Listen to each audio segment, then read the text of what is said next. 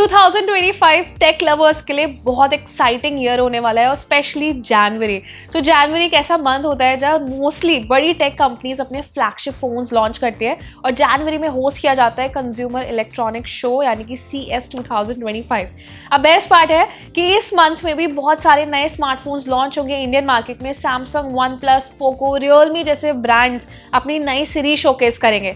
तो इस वीडियो में बात करते हैं कि कौन कौन से एक्साइटिंग फोन्स हैं जो जल्द ही इंडियन मार्केट में एंट्री करने वाले हैं। तो इस लिस्ट में सबसे पहला और सबसे पावरफुल सीरीज है सैमसंग गैलेक्सी S25।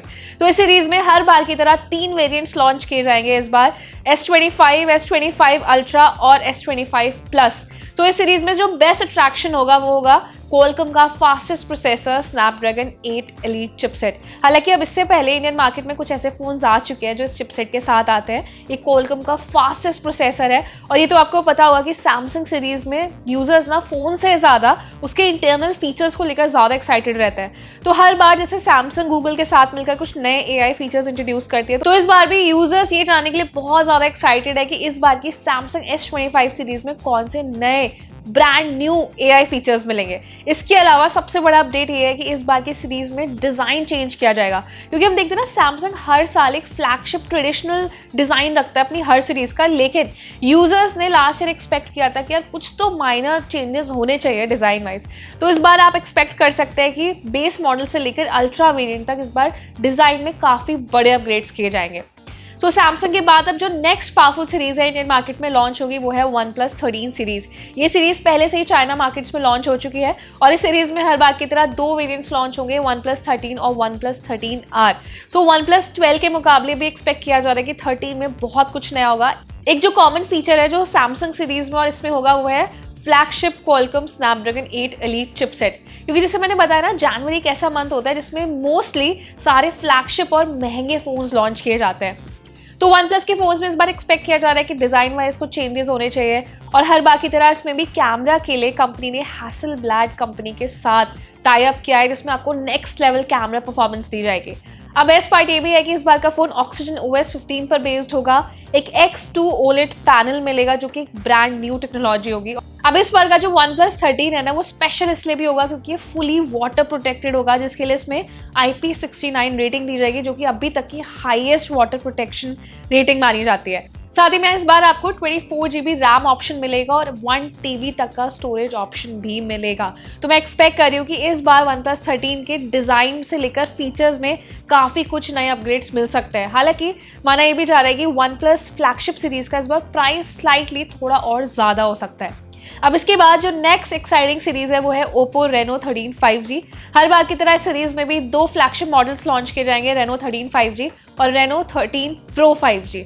अब इसे लेकर ना बहुत सारे रूमर सामने नहीं आए। ये माना जा रहा है कि 2025 के स्टार्टिंग में सीरीज को लॉन्च किया जा सकता है। कुछ लीक रूमर्स में सामने आया कि 50 MP का एक प्राइमरी फ्लैगशिप सेंसर मिलेगा, 8 MP अल्ट्रा वाइड सेंसर, कुछ और नए बेटर कैमरा अपग्रेड, वही 50 MP का आपको फ्रंट कैमरा मिल सकता है। तो कैमरा में और एडिशनल अपग्रेड्स भी किए जा सकते हैं। अब इसके बाद इसमें आपको जो बेस मॉडल है उसमें 6.59 इंच का एक फ्लैट एमोलेड डिस्प्ले मिलेगा।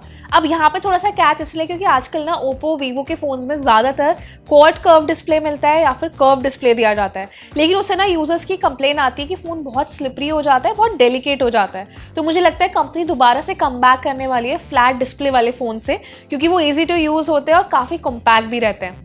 अब इसी के साथ इसमें आपको 120 हर्ट्ज का हाई रिफ्रेश रेट मिल सकता है। MediaTek Dimensity 800 350 चिपसेट मिलेगा जो कि ऑफकोर्स फ्लैगशिप लेवल चिपसेट है। सो ओप्पो रेनो 13 5G सीरीज भी काफ़ी एक्साइटिंग होने वाली है और मुझे लगता है ओप्पो लवर्स के लिए कुछ गेम चेंजिंग होगी।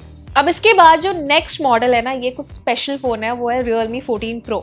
अब स्पेशल मैंने इसलिए बोला क्योंकि Realme ने क्लेम किया है कि दुनिया का पहला cold sensitive colour changing phone है। मतलब कि अगर टेम्परेचर 16 डिग्री से ड्रॉप करता है तो आपके फ़ोन का जो कलर है वो ऑटोमेटिकली चेंज हो जाएगा।